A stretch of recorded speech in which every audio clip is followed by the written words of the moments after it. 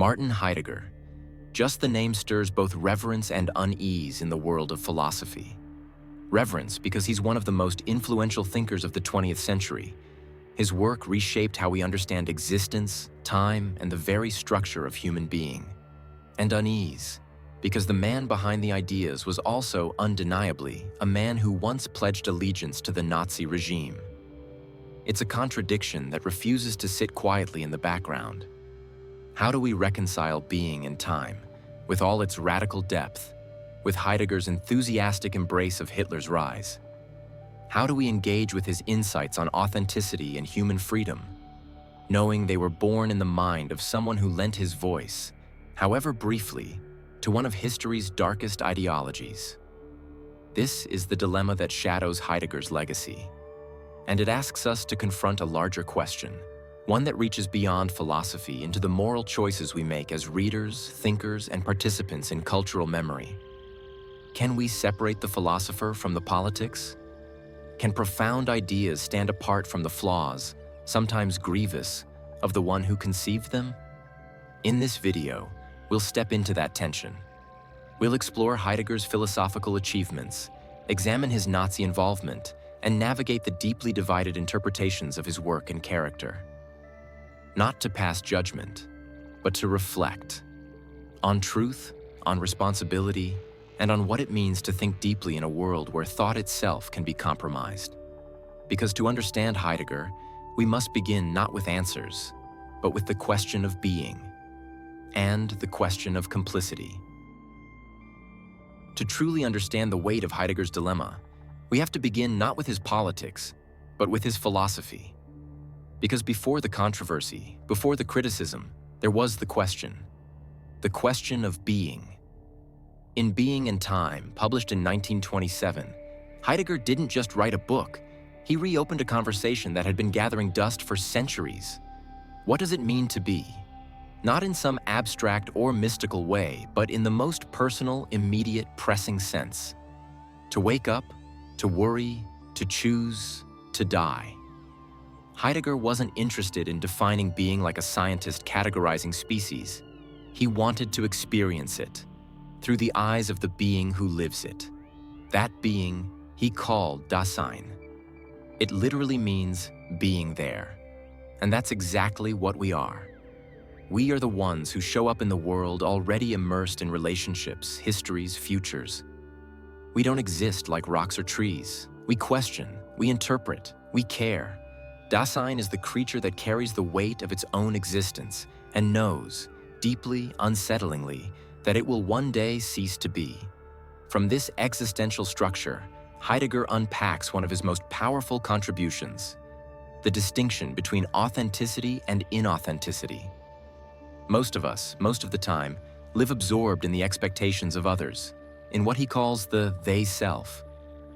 But there are moments when something cracks open. A confrontation with death, a deep loss, a quiet realization. In those moments, we see our life as ours, not to be lived for others, but claimed, with all its responsibilities and risks. That is authenticity. And for Heidegger, it is the doorway to a more truthful way of being. His method, too, was revolutionary.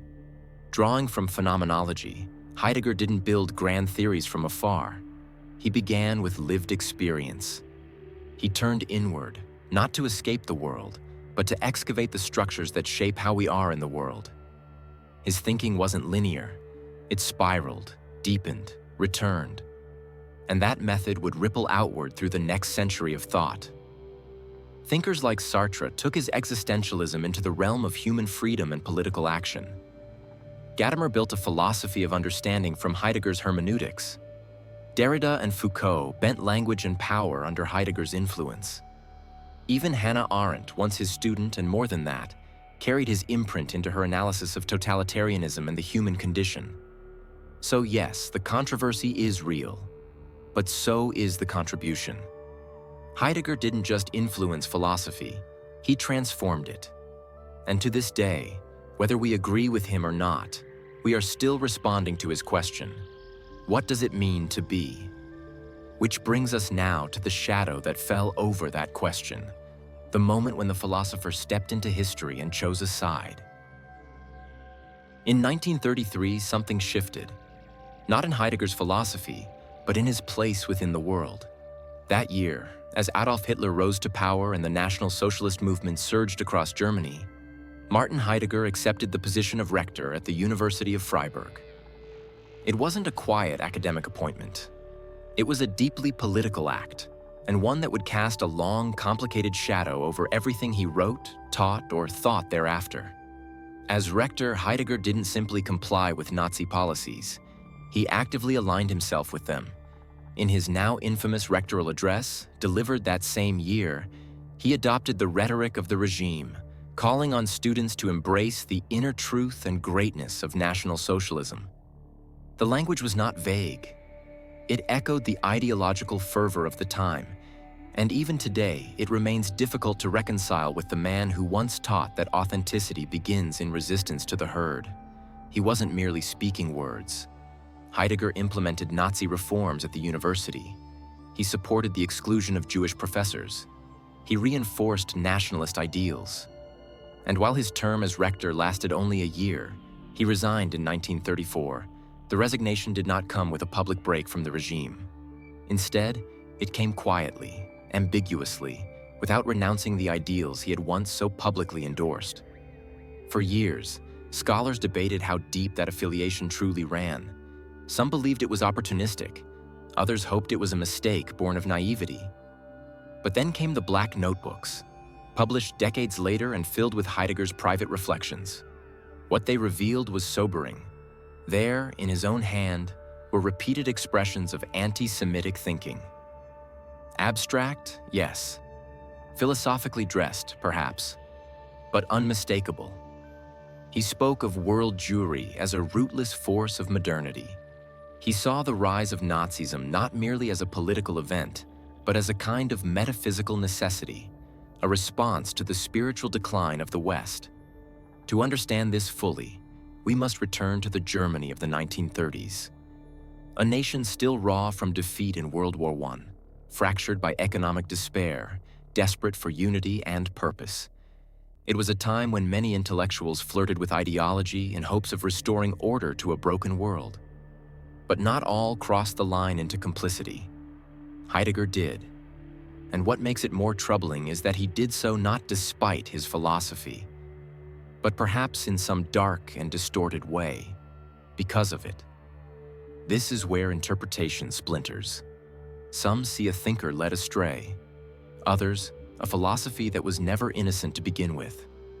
And that leads us to the next layer in this complex portrait, the defenders and the critics, and how each has tried to make sense of the man and his mind. Once Heidegger's Nazi involvement became undeniable, a divide opened within the philosophical community, one that has never fully healed. On one side are the defenders, on the other, the critics. And somewhere in the middle is the reader, struggling to make sense of a legacy that offers both profound insight and painful contradiction. The defenders, figures like Hans-Georg Gadamer, Jacques Derrida, and even some contemporary scholars, argue that Heidegger's political engagement was limited, perhaps even naive. To them, his flirtation with Nazism was a momentary lapse, a mistake made under pressure during a time of intense national upheaval. They often point to Heidegger's later Kehre, or turn, in his philosophy, a shift away from the existential focus of being and time toward a more poetic, meditative reflection on being itself. For these apologists, the turn signals a kind of philosophical retreat from ideology, a movement inward, away from the dangerous entanglements of politics. They also argue that Heidegger's writing resists easy categorization. His metaphors are obscure, his language elusive, his style often bordering on mystical. It's possible, they claim, to misread him entirely, to extract ideology from ambiguity, and they remind us of the dangerous climate of 1930s Germany, where public dissent came with risk, where silence could be survival, and where the academic world was under immense pressure to conform. But then there are the critics, and their voices have grown louder with time. Thinkers like Emmanuel Fay and Richard Wolin argue that Heidegger's politics were not incidental, they were essential. According to this view, the seeds of totalitarianism were present in his philosophy from the beginning. The idea of Dasein as uniquely privileged, the concept of an authentic people rooted in place and destiny, the suspicion of modernity, of democracy, of liberal values. It's all there, they say, coded in metaphysics but aligned with fascist logic. They see in Heidegger's critique of technology and uprootedness a longing for purity, for order, for hierarchy. And they argue that his later silence on the Holocaust, his lack of repentance, and the contents of the Black Notebooks point not to confusion, but to conviction. And so we're left with a tension that refuses resolution. If we dismiss Heidegger entirely, we risk discarding a body of thought that has shaped everything from existentialism to deconstruction. But if we excuse him too easily, we betray the ethical responsibility of philosophy itself. This tension between brilliance and betrayal is not just Heidegger's, it's ours too. Because what we do with his legacy says as much about us as it does about him. And so we're led to the larger question still echoing behind this debate. Can thought be separated from the thinker? So now we arrive at the heart of the dilemma, not just Heidegger's, but ours. Can we, or should we, separate a philosopher's thought from the person who lived and spoke it? It's a question that reaches beyond Heidegger, beyond even philosophy itself, into the core of how we understand art, literature, science. Truth. The temptation is to look for a simple answer, to either dismiss the thinker entirely because of their personal failings, or to shield their ideas from criticism as though thought were somehow untouchable. But neither extreme quite satisfies. Philosophy is supposed to teach us how to think, not just what to think. And that means facing complexity head-on. Take Friedrich Nietzsche, for instance. His writings, dark, enigmatic, powerful, were twisted and misused by the Nazi regime. Yet Nietzsche himself was no Nazi. He despised anti-Semitism, rejected nationalism, and died long before Hitler came to power. His work became a battlefield of interpretation, showing how a thinker's legacy can be warped beyond recognition. Or consider Hegel, who celebrated the rationality of the state to such an extent that his ideas were later used to justify authoritarian regimes. Was he responsible for how others applied his theories? Perhaps not entirely, but the ambiguity lingers. Then there's Rousseau, who wrote passionately about freedom, democracy, and education, while abandoning his own children to orphanages. His personal contradictions don't erase the value of his ideas, but they complicate our trust in them.